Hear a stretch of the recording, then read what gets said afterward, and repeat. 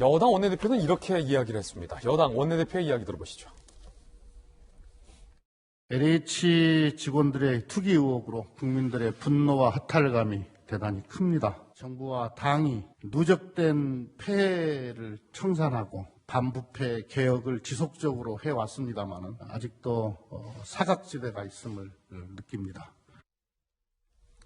자, 이에 야당에서는 이렇게 비판을 했습니다. 딱 김태년 원내대표의 발언을 비판한 건 아니지만 이번 투기 의혹과 관련해서 조사 범위를 박근혜 정부 때까지 하겠다라는 목소리와 관련해서 이 와중에도 아직 전 정권 탓을 하고 적폐놀이를 계속 하시려거든 차라리 한민족의 피가 나빠서 개혁에 끝이 없다고 하십시오라고 윤희숙 의원은 비판을 했습니다. 자, 그 가운데 민주당 의원들의 땅 투기 의혹이 추가됐습니다. 서영석 의원, 3기 신도시 부천 대장지구 인근 그린벨트 상가 등 수억 원대 부동산을 보유한다. 신도시 지정 이전인 2015년 부동산을 샀다. 당시 광역철도 사업 등 개발 관련 호재 지역이다. 당시 서 의원이 경기도 의회 의원의 신분이었다라고 중앙일보, 한국일보 등은 의혹을 제기했습니다. 서 의원의 해명은 단순 투자용으로 사놓은 것, 맹지라서 내가 아주 골치를 앓는 땅, 나는 선의의 피해자다라고 해명했습니다. 김주영 의원, 부친이 화성 남양 뉴타운 땅 150평 수십 명과 지분 쪼개기로 매입을 했다라고 하고 그 땅은 경매업체가 법원에서 경매받은 땅이라는 거예요. 아버지가 노후 생각해 매입한 거다. 매입자가 안 나타나 정리 못하는 물건. 아버지가 사기당한 게 아닌가 싶다라고 해명을 한 바 있습니다. 그리고 앞서서 양이원영 의원의 모친의 투기 의혹과 관련돼서 이런 얘기도 나왔습니다. 기부하겠다. 어머니께서 소유한 모든 토지를 처분하고 매각 대금을 사회에 기부하겠다는 뜻을 밝히셨다라고 밝혔습니다.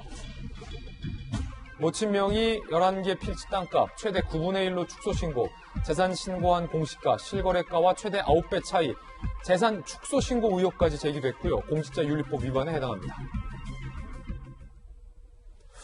김병현 비대위원님. 네. 그러니까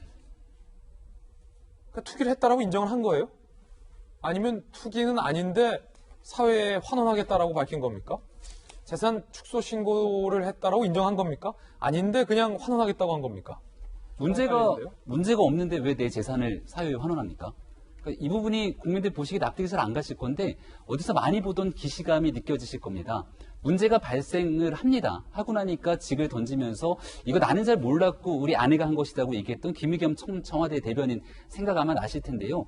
관련된 부분들 속에서 이 이득을 사회에 환원하겠다고 얘기하고 다시 국회의원에 출마하게 되는 모습들을 봤죠. 첫 번째는 몰랐다. 문제가 생기면 사회에 환원하겠다. 그리고 나는 여전히 공적인 활동들을 이어가겠다라고 보여줬던 게 지난날 문재인 정부에서 밝혀져 왔던 우리가 흔히 말하는 윗물의 모습입니다. 윗물이 이런 식으로 흐르면 아랫물은 어떻게 되겠습니까? 이제 LH 직원들에게 문제가 발생되고 나면 첫 번째는 차명으로 많은 일들이 나타날 수 있는 여지들이 있을 텐데 나는 몰랐다로 얘기를 하겠죠. 두 번째 문제가 발생되면 이거 사회에 환원하겠습니다. 그리고 여기에 대해서 제 나쁜 의도는 없었습니다라고 얘기를 하진 않겠습니까? 지금 국민들 보시기에 이 LH 땅에 대한 분노가 정말 어떤 방식으로 표현해야 될지 모를 정도로 국민들의 한숨을 자아내고 있는데요. 더불어민주당에서 얼마 전에 최인호 수석 대변인이 이런 얘기를 합니다. 민주당에서 만약에 관련된 문제가 발생한다면 호적에서 파낼 정도의 각오를 가지고 엄정하게 결단을 내리겠다고 했는데 지금 나타나고 있는 민주당의 모습을 보니까 그 정도의 결기 전혀 보이지 않는 것 같습니다. 과연 이런 결기 있는 모습을 보이지 않는 집권 여당의 모습을 보면서 관련된 공직자들은 어떤 생각을 할지를 좀 지켜봐야 될 것이고요. 얼마 전 바로 조금 전에 얘기했던 정세균 총리의 범죄와의 전쟁, 투기와의 전쟁에서 정권의 명운을 걸고 성공을 하기 위해서는 뭔가 엄단에 취하는 모습들을 보여줘야 되는데 지금까지 나타난 모습만으로서는 말로만, 입으로만 얘기하고 있다는 생각을 지우기 어렵습니다. 자, 물론 김영주 의원님, 네. 양이원영 의원의 어떤 입장에서는 또 어떻게 설명이 가능할까요? 모친의 이 부동산 투기 의혹과 관련해서 사회에 환원하겠다. 네. 우선 제가 이제 느끼는 것은 양이원영 의원은 사실은 비례대표이고 또 시민사회 활동가입니다. 근데 유미양 의원도 마찬가지고 우리가 이제 그러한 시민사회 활동가를 국회에 모셔서 비례대표로 했을 때는 물론 전문성이라는 것도 있지만 도덕성이라고 하는 것을 생각할 수 있습니다.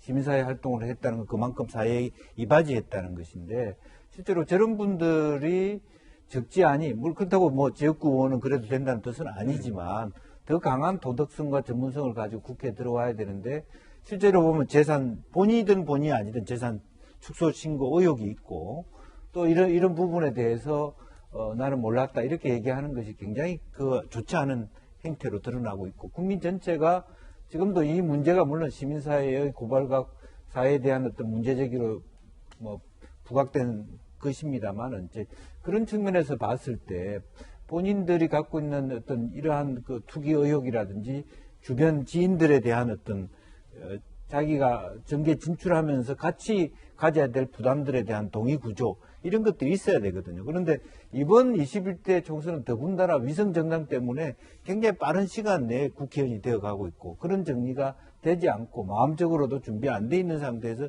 이런 일이 터진단 말이에요. 그래서 이건 어떻게 보면 빙산의 일각일 수 있거든요. 그래서 이것은 여야 뭐 구분되는 문제도 아닙니다. 조순인 의원의 경우도 마찬가지입니다만은 그런 의미에서 정말 그 양혜원 모친 땅을 환원한다 이기 이전에 우선 반성하고 사과하는 문제가 더 우선돼야 된다. 저는 그렇게 생각이 듭니다. 이제 민주당 김영주 의원과 또 국민의힘의 김병민 의원의 의견, 개인견에 들어봤습니다.